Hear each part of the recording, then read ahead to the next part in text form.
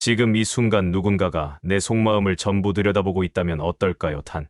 한마디도 하지 않았는데도 내 표정과 숨결과 사소한 행동 하나하나가 속내를 죄다 말해주고 있다면 과연 나는 어떻게 버틸 수 있을까요? 그동안 감추고 있었던 질투, 불안, 비교심, 교만, 심지어 시기까지 모두 드러난다면 내 인간관계는 과연 무너지지 않을 수 있을까요? 우리는 종종 이렇게 생각합니다. 속으로만 생각하는 건 죄가 아니라고 말입니다. 하지만 세상은 그렇게 간단하지 않습니다. 말하지 않아도 상대는 느낍니다. 단어 하나, 억양 하나, 눈빛 하나에 그 사람의 진심이 녹아 있습니다. 이걸 모르는 사람은 대인관계에서 반드시 어려움을 겪게 됩니다. 누구에게나 이런 경험은 있을 겁니다. 후배가 성과를 낼 때 박수를 보내는 척 했지만 속으로는 마음 한구석이 불편했던 적 없으셨나요? 친구가 자랑을 늘어놓을 때 진심으로 웃어주었지만 어느 순간 나 자신이 초라하게 느껴졌던 적은 없으셨나요? 바로 이럴 때 진짜 문제는 그 감정 자체가 아니라 그 감정을 어떻게 다루느냐에 달려 있습니다. 저는 오늘 이 시간을 통해 여러분께 아주 중요한 삶의 지혜를 전해드리고자 합니다. 사람들은 흔히 이렇게 말합니다. 본성은 숨길 수 없는 법이라고 하지만 저는 감히 이렇게 말하고 싶습니다.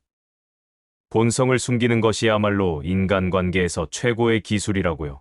이건 거짓이 아닙니다. 위선이 아닙니다. 진정한 배려이고 성숙입니다. 특히 나이가 들수록 이 기술의 중요성은 점점 더 커집니다.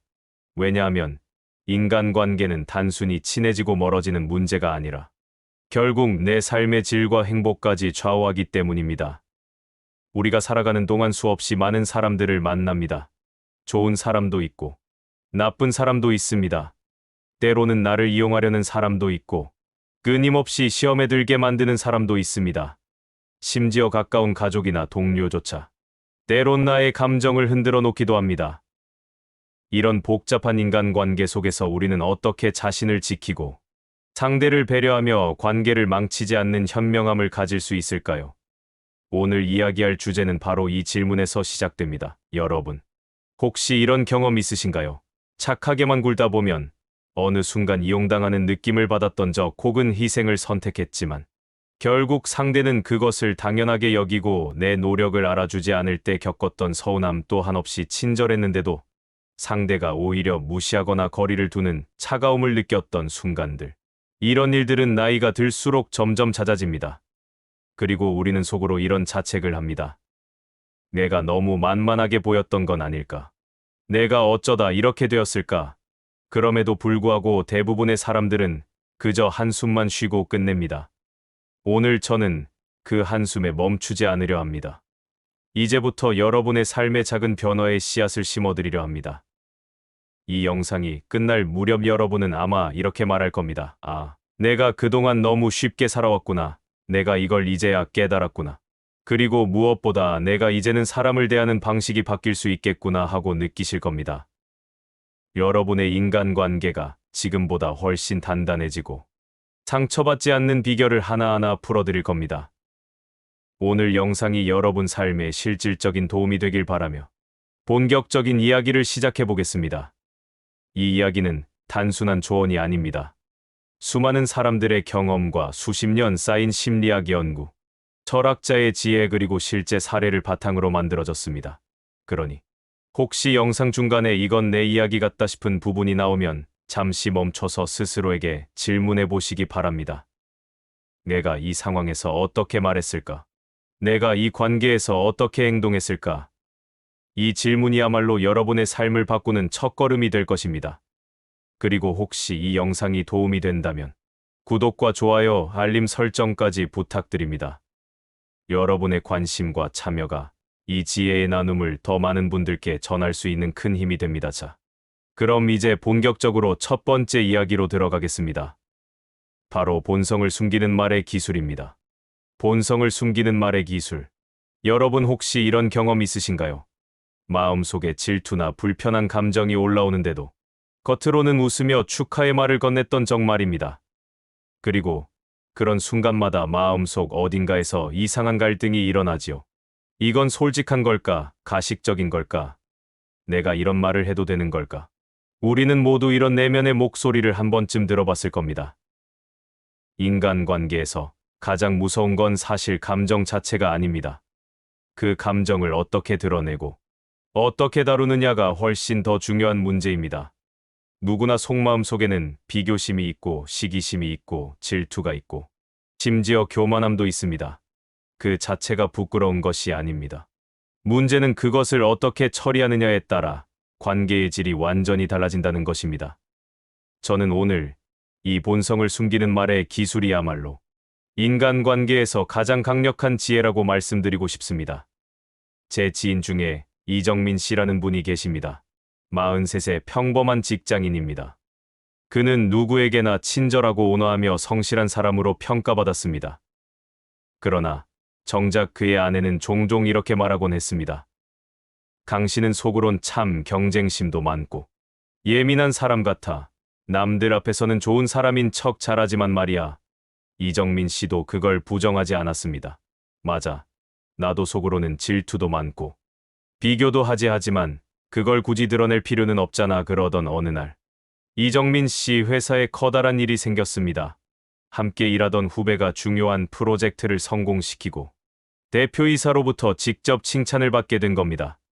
부서 전체가 박수를 치고 후배를 축하하는 자리였지만 이정민 씨 마음속은 복잡했습니다. 속으로는 이렇게 말하고 있었습니다. 내가 훨씬 더 많이 준비했고 더 오래 노력했는데 이번에는 운이 따랐네. 하지만 그는 그런 마음을 그대로 드러내지 않았습니다. 대신 후배에게 다가가 이렇게 말했습니다. 이번 프로젝트 내가 정말 잘했다. 많이 배웠다. 앞으로도 기대할게. 이 한마디에 후배는 긴장이 풀렸고 동료들은 이정민 씨를 훌륭한 선배로 기억하게 되었습니다. 이정민 씨는 후에 이렇게 털어놨습니다. 그 순간 내 속마음은 물론 달랐지. 하지만 내가 그 말을 하지 않았다면 후배는 위축됐을 거고 동료들도 나를 속 좁은 선배로 봤을 거야. 말이란 건 결국 관계를 설계하는 도구야. 철학자 플루타르코스는 이런 말을 했습니다. 사람은 말이 부족해서가 아니라 말을 고르지 않아서 진심을 들킨다. 이정민 씨는 바로 이 고르는 말을 실천한 셈입니다. 감정을 숨긴 것이 아니라 다듬어 표현한 것입니다. 많은 분들이 이렇게 묻습니다. 그럼 이게 거짓말 아닙니까? 솔직하지 않은 것 아닙니까? 하지만 여기서 중요한 걸 짚고 넘어가야 합니다. 말은 단지 진심을 있는 그대로 쏟아내는 것이 아닙니다. 말은 진심을 조율하고 다듬어 전달하는 기술입니다. 말이 거칠면 그 안에 담긴 의도조차 왜곡됩니다. 부정적인 감정이 올라와도 그것을 한번 걸러 상대를 배려하는 방식으로 전달하는 것이야말로 성숙한 사람의 품격입니다. 또 한 사람의 이야기를 들어보겠습니다. 김지선 씨입니다. 39살의 인사팀장으로 수많은 면접과 회식을 담당하면서 수백 명의 사람을 만나본 사람입니다. 김지선 씨는 이렇게 말합니다. 사람이 가장 본성을 드러내는 순간은 남이 칭찬받을 때입니다. 신입사원이 대표로부터 칭찬을 받았을 때 동료들의 반응이 극명하게 갈렸다고 합니다. 어떤 사람은 진심으로 축하하며 박수를 쳤고 어떤 사람은 조용히 미소만 지으며 말을 아꼈습니다. 심지어 몇몇은 며칠간 그 신입에게 말을 거의 걸지 않았습니다. 그걸 지켜보며 김지선 씨는 중요한 교훈을 얻었다고 말합니다. 그날 이후 김지선 씨는 스스로 다짐을 했습니다. 누군가 잘 되었을 때 꼭 이렇게 말하자. 진심으로 축하해요. 당신 덕분에 우리 팀 분위기가 더 좋아졌어요. 처음엔 어색했습니다. 속마음은 그렇지 않았으니까요. 하지만 이 말을 계속 반복하면서 어느 순간부터 진심으로도 그렇게 느껴지기 시작했습니다. 말이 감정을 이끌어간다는 걸 몸으로 느꼈던 것이지요. 불교에서는 이런 가르침이 있습니다. 말은 업을 남기고 업은 인생을 남긴다. 입 밖으로 나가는 말이 결국 평생을 따라다니는 업이 된다는 것입니다. 그래서 지혜로운 사람은 말 한마디를 가볍게 내뱉지 않습니다. 오히려 더 정제하고 더 다듬어냅니다. 이정민 씨나 김지선 씨가 바로 그러했습니다. 이 기술은 직장뿐 아니라 가정에서도 결정적인 힘을 발휘합니다. 이성훈 씨라는 공무원의 이야기를 들어보겠습니다. 이성훈 씨는 늘 무뚝뚝했습니다. 말수가 적고 표현이 서툴렀습니다. 결혼한 지 20해가 지났지만 아내는 점점 더 서운함을 쌓아갔습니다. 그러던 어느 날 아내가 이렇게 말했습니다. 당신은 나를 사랑하긴 하는 거야. 왜 한 번도 그런 말을 하지 않아? 이성훈 씨는 그제야 깨달았습니다. 자신은 표현하지 않아도 상대는 알아줄 거라 믿었지만 현실은 정반대였던 겁니다. 그날 이후 그는 작은 노력을 시작했습니다. 퇴근 후 집에 들어서며 이렇게 말했습니다. 오늘 하루 어땠어? 고마워. 늘 애써줘. 이 단순한 말이 아내의 표정을 바꾸고 집안 분위기를 바꾸었습니다. 얼마 지나지 않아 아내는 이렇게 말했습니다. 요즘 당신 참 달라졌어. 나랑 대화하려고 해서 고마워. 이성훈 씨는 그제야 알았습니다. 말하지 않는 침묵이 오히려 상대를 상처 입히고 있었구나. 그는 이렇게 정리합니다. 말이란 건 내 본성을 숨기는 기술이면서 동시에 내 진심을 전하는 다리가 되는 거야. 우리는 흔히 이렇게 착각합니다. 말하지 않으면 덜 상처 준다 하지만 말하지 않으면 상대는 오히려 상상으로 빈자리를 채웁니다. 그리고 그 상상은 대부분 부정적인 방향으로 흘러갑니다. 이렇듯 본성을 숨긴다는 건 거짓말이 아니라 성숙한 배려입니다. 자, 여기서 한 가지 스스로에게 질문해 보시기 바랍니다. 최근에 누군가가 잘 될 때 나는 어떤 말을 했는가? 진심으로 축하했는가? 아니면 미소만 짓고 말았는가? 내 속마음을 조율하는 단 한마디가 내 품격을 결정합니다. 이제 다음 이야기에서는 왜 착하게만 굴면 오히려 만만해지는지, 그리고 이용당하지 않는 사람은 어떻게 자신을 지키는지를 더 깊이 살펴보겠습니다. 만만한 사람 되지 않는 법. 여러분, 착한 사람은 항상 행복할까요? 우리는 어릴 적부터 착해야 한다, 친절해야 한다, 남의 부탁을 거절하면 안 된다고 배워왔습니다. 그래서 많은 사람들이 그렇게 살아갑니다. 누구보다 성실하고 정직하게 주변 사람을 도와주고 상처 주지 않으려 애씁니다. 그런데 이상하게도 그런 사람들이 상처를 가장 많이 받습니다. 이유는 단순합니다. 착한 사람과 만만한 사람은 전혀 다르기 때문입니다. 착함은 배려이지만 만만함은 이용의 대상이 됩니다. 만만한 사람은 언제나 손쉽게 부탁할 수 있는 사람으로 인식됩니다. 제 지인 윤영수 씨의 이야기를 해보겠습니다. 그는 정말 성실하고 선한 사람이었습니다. 친구들이 부탁하면 언제나 도와주었고 가족들의 요구도 묵묵히 받아들였습니다. 회사에서도 동료들의 업무를 대신 맡아 야근을 도맡아 했고 친구가 경제적으로 힘들다 하면 아무런 조건 없이 돈을 빌려주곤 했습니다. 처음에는 사람들이 윤영수 씨를 칭찬했습니다. 세상에 저렇게 믿음직한 사람이 또 있을까? 하지만 시간이 지날수록 사람들의 태도는 미묘하게 변하기 시작했습니다. 고마움 대신 기대와 당연함이 자리 잡기 시작했습니다.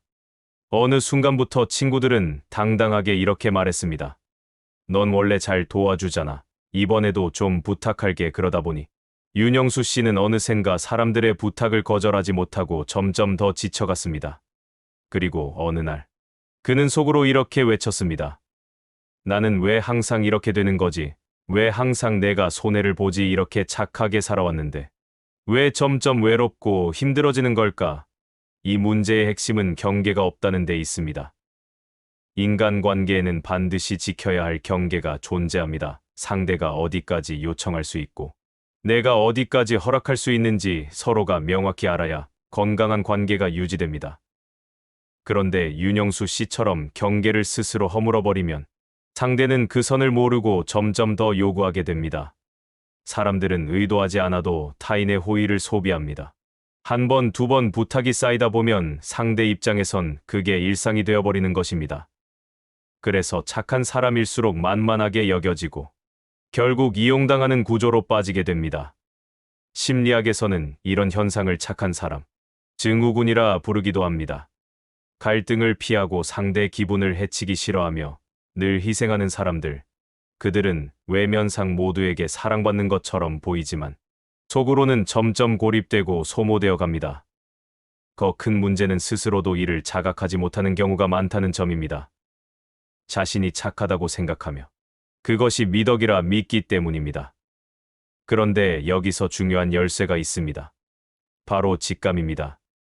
우리는 본능적으로 누군가가 나를 진심으로 아끼는지 아니면 필요할 때만 찾는지를 어느 정도 감지할 수 있습니다.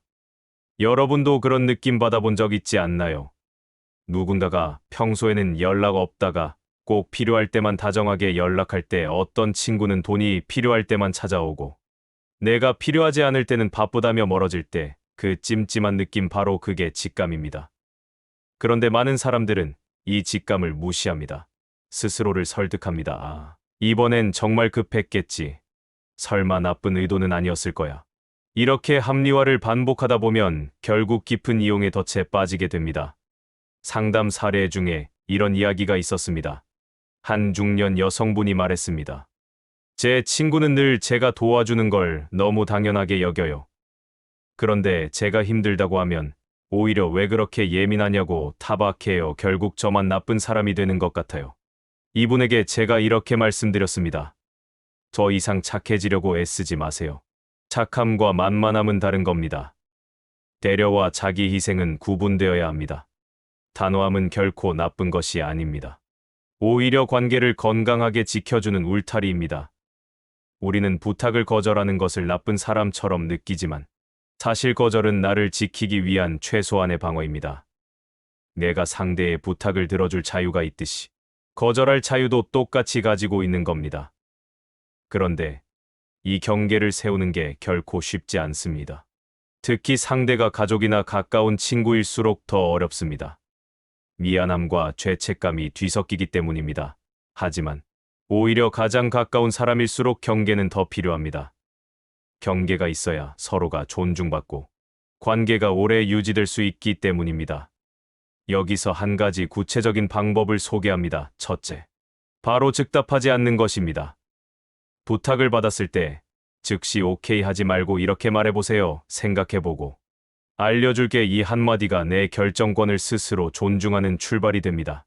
둘째, 상대의 반복되는 부탁에는 기준을 분명히 세우세요. 지난번에도 도와줬으니 이번에는 스스로 해보는 게 좋을 것 같아. 이렇게 부드럽게 그러나 단호하게 말하는 연습이 필요합니다. 셋째, 죄책감을 덜어내세요. 거절한다고 해서 내가 나쁜 사람이 되는 것은 아닙니다. 오히려 내 몫을 건강하게 지키는 것이 성숙한 관계의 조건입니다. 인간관계는 줄다리기입니다. 내가 계속 줄을 당겨주기만 하면 결국 상대는 줄을 놓고 나만 잡고 있게 됩니다. 그러다 보면 언젠가는 지쳐서 손을 놓아버리게 되는 겁니다.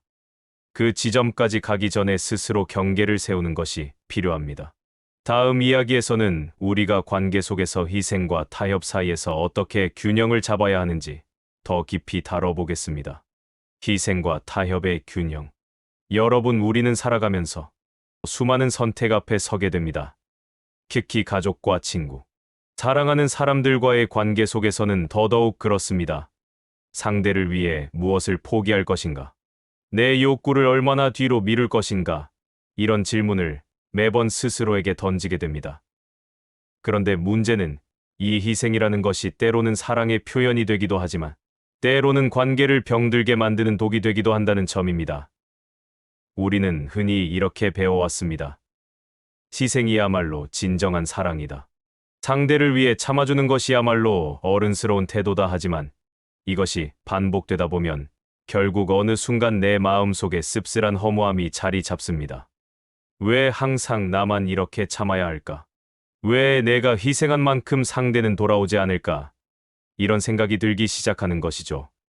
여기서 중요한 것은 희생과 타협의 차이를 정확히 이해하는 것입니다. 희생은 한 사람이 무언가를 완전히 포기하는 것입니다. 그 사람이 감당해야 할 몫까지 대신 떠안으며 스스로 손해를 감수하는 것입니다. 반면 타협은 두 사람이 각자의 입장을 조금씩 양보하며 중간 지점을 찾아가는 것입니다. 희생은 혼자 감당하지만 타협은 함께 감당합니다. 이 차이가 관계의 건강함을 결정짓습니다. 김선미 씨라는 여성의 이야기를 들어보겠습니다.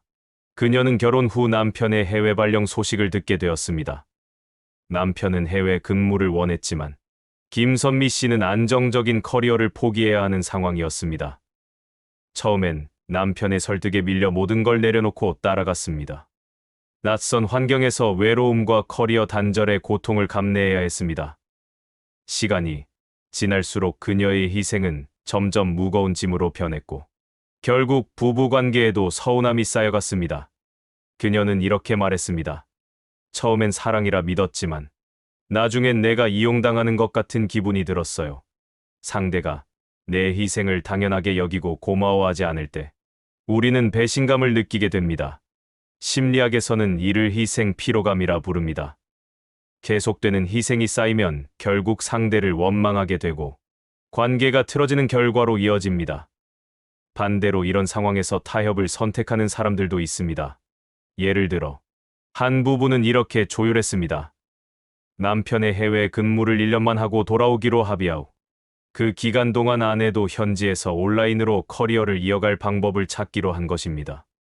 이처럼 타협은 서로의 희생을 최소화하면서도 관계를 유지하는 지혜로운 선택이 됩니다.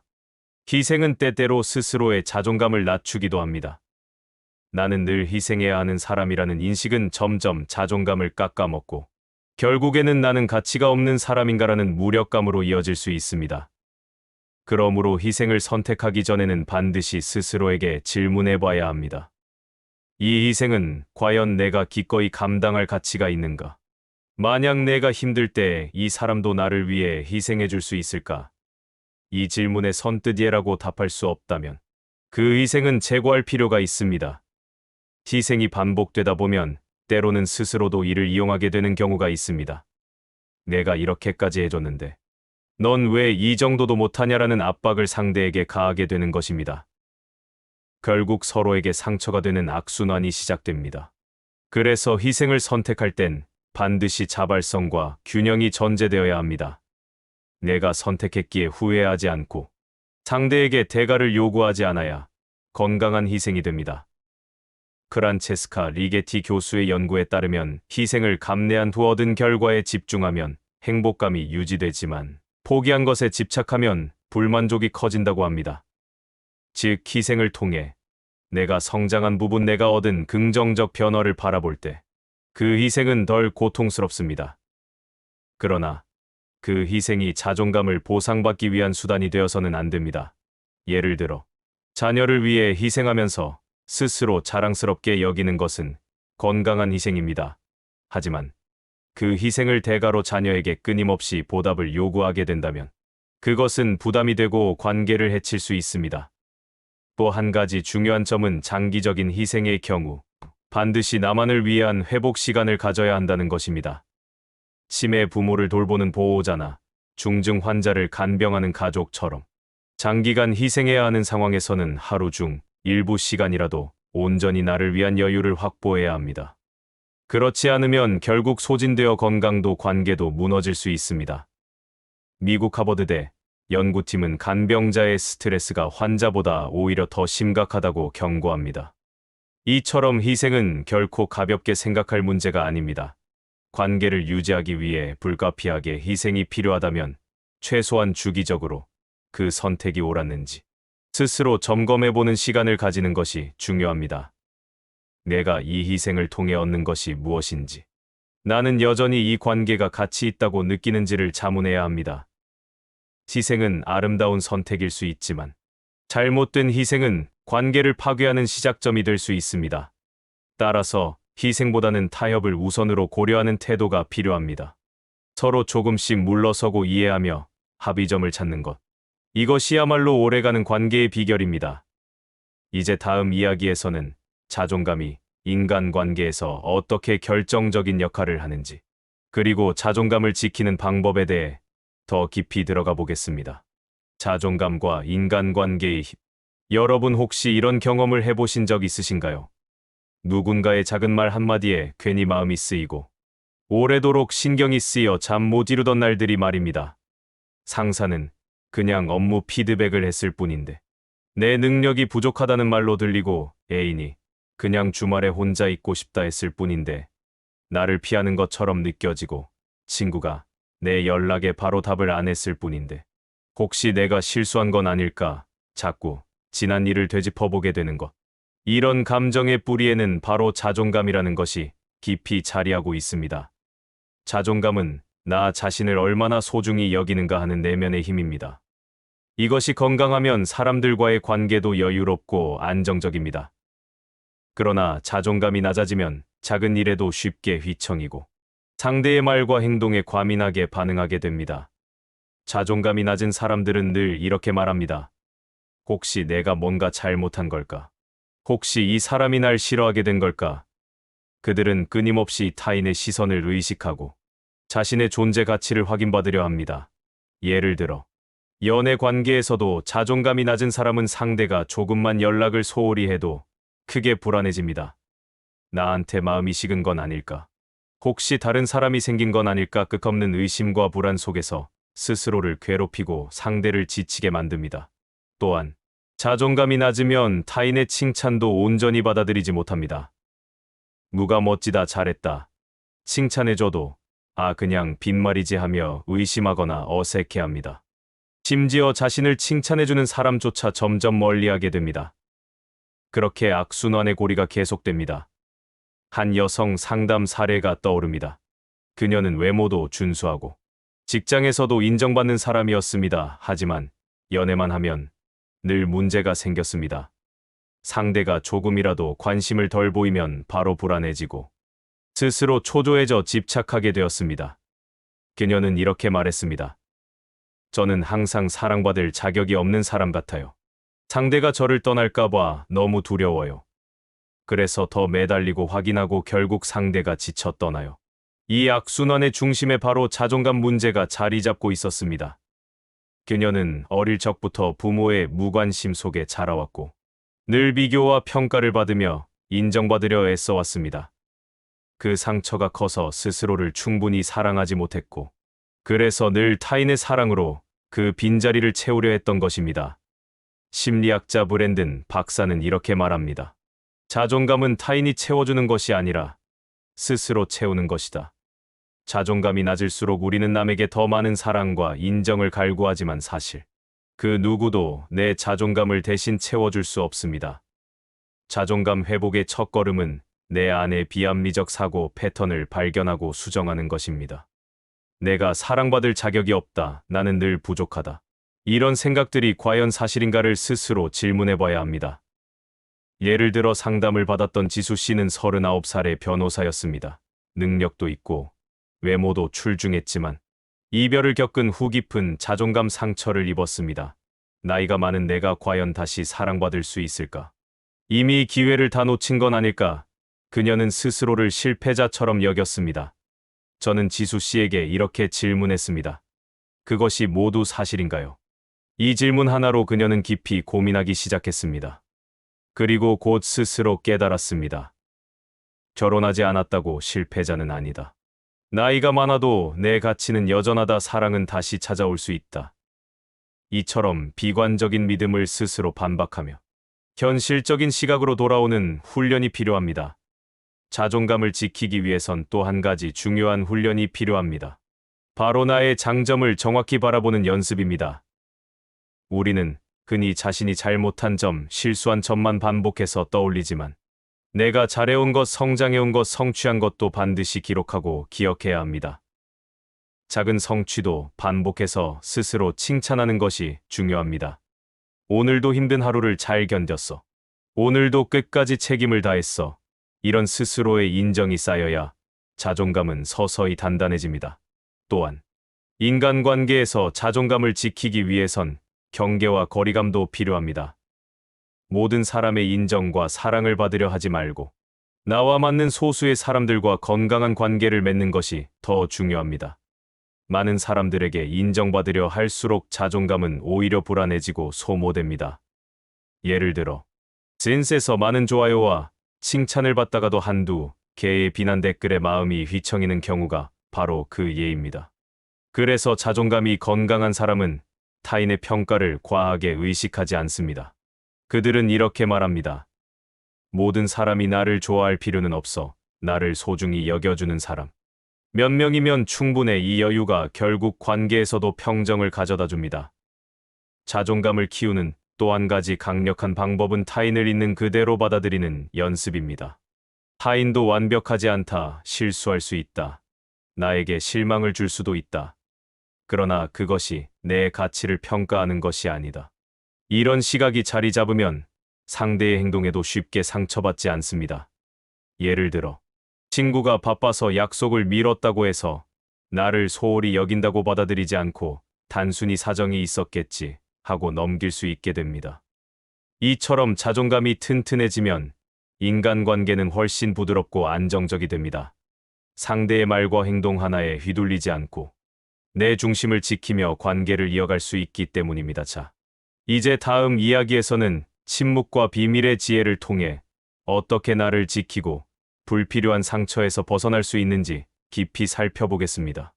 침묵과 비밀의 지혜. 여러분 혹시 이런 경험 있으신가요? 정말 친하다고 믿었던 사람에게 내 속마음을 모두 털어놨는데 시간이 지나 그 말이 엉뚱한 사람의 입에서 흘러나오는 걸 듣고 마음이 서늘해졌던 적 말입니다. 아니면 별거 아니라고 생각해 가볍게 한 말이 오해를 불러일으키고 결국 관계에 금이 가게 만든 적도 있으실 겁니다. 이런 경험을 할 때마다 우리는 뒤늦게 깨닫습니다. 아, 괜히 말을 꺼냈구나, 말을 아꼈어야 했구나. 관계가 깊을수록 모든 것을 다 털어놓아야 한다는 착각이 우리를 위험에 빠뜨리곤 합니다. 하지만 인간관계에서는 오히려 침묵이 지혜일 때가 많습니다. 침묵은 나를 지키는 가장 단단한 방패입니다. 제 지인 이수정 씨의 이야기를 해볼까요? 이수정 씨는 성격이 솔직하고 개방적인 사람이었습니다. 친구들과 수다 떠는 걸 좋아했고 자신의 고민이나 감정도 숨김없이 털어놓는 사람이었죠. 그래서 처음에는 많은 친구들이 그녀를 따뜻하고 진솔한 사람이라 좋아했습니다. 그런데 어느 날부터 문제가 시작됐습니다. 그녀가 이야기했던 고민과 비밀들이 점점 다른 사람들의 입을 통해 돌아오기 시작한 겁니다. 때로는 왜곡되기도 하고 과장되기도 했습니다. 그중 일부는 그녀에게 상처가 되는 말로 바뀌어 퍼지기도 했습니다. 결국 그녀는 이렇게 고백했습니다. 처음엔 솔직하면 사람들과 더 가까워질 줄 알았어요. 그런데 오히려 제 진심이 가볍게 소비되는 것 같고 그걸로 상처받는 일이 더 많아졌어요. 우리는 흔히 비밀은 무거운 것이고 가벼운 이야기는 언제든 해도 되는 것처럼 여깁니다. 하지만 문제는 사소한 이야기일수록 더 쉽게 퍼지고 더 왜곡되기 쉽다는 데 있습니다. 특히 요즘처럼 센스와 소셜미디어가 발달한 시대에는 내 한마디가 순식간에 수많은 사람에게 퍼져나갑니다. 그리고 그 과정에서 내 의도와는 전혀 다른 형태로 비틀어질 수도 있습니다. 고전 아라비아 속담에는 이런 말이 있습니다. 적에게 말해서는 안 될 것은 친구에게도 말하지 말라. 이 말 속에는 인간관계의 본질적인 위험이 담겨 있습니다. 아무리 친한 친구라도 내 인생의 모든 비밀을 공유할 필요는 없습니다. 때로는 친밀함을 유지하기 위해서라도 적당한 침묵이 필요합니다. 침묵이야말로 지혜로운 거리두기의 핵심입니다. 또 한 가지는 자랑의 위험성입니다.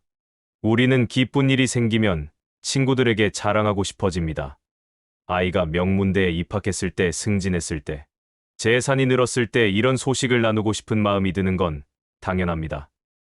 그러나 이런 자랑이 때론 상대에게 질투와 경쟁심을 불러일으키고 결국 관계를 미묘하게 어긋나게 만들기도 합니다. 심리학자들은 이를 비교 감정의 부작용이라 설명합니다. 아무리 친한 친구라도 내 성공 소식이 반복되면 상대는 무의식적으로 열등감을 느끼거나 거리를 두려워합니다. 그래서 진정한 지혜는 기쁜 일조차 조심스럽게 나누는 겁니다. 자랑은 잠시의 쾌감은 줄 수 있어도 오래된 신뢰를 지키는 데는 방해가 될 수 있습니다. 침묵의 또 다른 힘은 감정을 다스리는 데 있습니다. 화가 났을 때 감정에 휘말려 내뱉는 말은 언제나 후회를 남깁니다. 욱하는 순간 내뱉은 한마디가 오랫동안 관계를 깨뜨리는 독이 되기도 합니다. 예를 들어 회사에서 동료와 다툰 후 분노에 못 이겨 상사에게 상대의 험담을 쏟아냈던 한 직장인의 사례가 있습니다. 그 말은 결국 부메랑이 되어 돌아왔고 그는 조직 내에서 신뢰를 잃게 됐습니다. 그 후 그는 이렇게 말했습니다. 그날 한마디만 참았더라면 내 입지가 이렇게 무너지진 않았을 텐데. 침묵은 감정의 시간을 벌어줍니다. 화가 날 때는 그 자리를 피하거나 차분히 숨을 고르는 것이 훨씬 현명합니다. 말을 아끼면 후회도 적습니다. 불교 경전에는 이런 가르침이 있습니다. 말은 나가기 전에는 나의 종이지만 나간 후에는 내가 그 말의 종이 된다. 이처럼 말은 한번 입 밖으로 나가면 다시 회수할 수 없습니다. 그러니 아예 처음부터 말을 절제하는 습관을 갖는 것이 중요합니다. 또 하나 주목해야 할 것은 과묵함의 매력입니다. 조용한 사람에게는 자연스러운 신뢰감이 생깁니다. 이 사람은 헛된 말을 하지 않겠구나. 내 이야기도 함부로 퍼뜨리지 않겠구나라는 인식을 심어줍니다. 그래서 리더십에서도 말을 아끼고 진중히 발언하는 사람이 더 신뢰받습니다. 무조건 침묵하라는 말이 아닙니다. 필요할 때는 분명하고 정확하게 말하되 사소한 일이나 가십성 이야기에는 입을 무겁게 하는 것이 지혜입니다. 사적인 이야기일수록 말이 많아질수록 약점이 되고 그 약점은 때로는 악의적으로 이용당할 수도 있습니다. 전대 심리학에서는 이걸 정보 노출의 역설이라 부릅니다. 내가 많이 드러낼수록 사람들은 나를 더 친밀하게 느끼지만 동시에 더 만만하게 보고 쉽게 판단하고 때론 깎아내리기도 합니다. 그러니 정보 노출은 늘 최소한으로 유지하는 것이 좋습니다. 필요한 만큼만 드러내고 그 외의 것은 나만 아는 비밀로 간직하는 것, 이것이 건강한 인간관계의 지혜입니다. 이렇게 침묵은 나를 지키고 관계를 보호하며 오해의 가능성을 줄여줍니다. 결국 우리는 이렇게 배워갑니다. 말이란 단순히 소통의 도구가 아니라 내 인생을 설계하는 가장 강력한 기술이라는 사실을요. 내 속마음을 아무렇지 않게 꺼내놓는 것이 솔직함이 아니라는 것, 때로는 침묵이야말로 가장 깊은 배려가 되고 가장 단단한 자기 보호가 된다는 것. 우리는 살아가면서 수많은 관계를 맺습니다. 가족, 친구, 동료, 심지어 스쳐가는 이웃들까지 수많은 사람들이 내 삶에 스며듭니다. 그리고 그 안에서 우리는 끊임없이 시험을 받습니다. 나를 어디까지 드러낼 것인가? 어디까지 받아줄 것인가? 어떻게 거절하고 어떻게 타협할 것인가? 그 수많은 선택의 순간들이 모여 결국 내 인생의 품격을 만들어갑니다.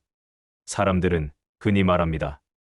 인간관계가 힘들다고요. 갈등이 반복되고 상처가 쌓이고 오해가 생긴다고요. 하지만 그 모든 중심에는 결국 내가 서 있습니다. 내가 어떻게 말하고 어떻게 행동하고 어떻게 경계를 세우느냐에 따라 관계의 색깔이 결정됩니다. 착하기만 한 사람이 결국 가장 많이 상처받는 이유도 여기에 있습니다. 착함은 미덕입니다.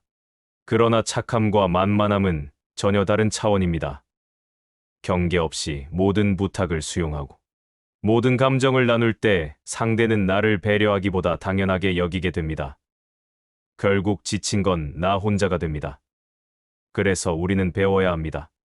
경계를 세우는 연습을요. 부탁을 받았을 때는 이렇게 말하는 겁니다. 조금 생각해보고 결정할게. 감정이 격해질 때는 이렇게 다짐하는 겁니다. 오늘은 말을 아끼자. 괜한 말 한마디가 내일의 후회를 부르지 않게 말이죠. 그리고 무엇보다 중요한 건 나 스스로의 자존감을 지켜내는 겁니다. 자존감은 남이 대신 채워주는 게 아닙니다. 스스로를 존중하고 내 노력을 인정하고 내 가치를 스스로 확인하는 힘이 바로 자존감입니다.